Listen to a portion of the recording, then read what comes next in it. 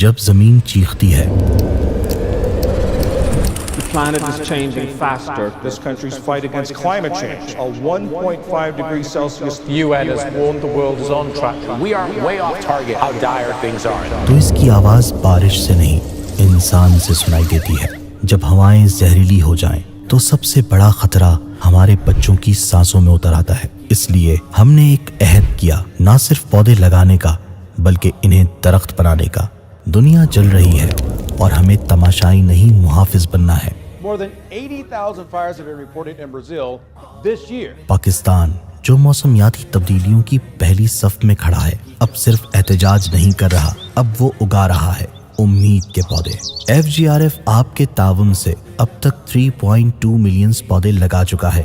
اگر صرف گزشتہ سال مونسون کے سٹیٹس بتائے جائیں تو ملتان، فیصل آباد، میاں والی میں 62,000 سے زائد پودے لگائے گئے۔ کراچی اور حیدرآباد میں 30,000، اسلام آباد، لاہور اور دیگر شہروں میں ہزاروں نئی سانسیں زمین سے جڑ گئیں۔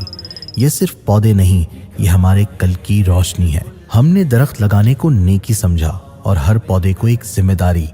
ہم نے انہیں اکیلا نہیں چھوڑا، ہم نے انہیں پانی دیا، کھاد دی، سایہ دیا، دھیان دیا۔ FGRF نے صرف شجرکاری نہیں کی بلکہ سرسبز پاکستان کا خواب بویا۔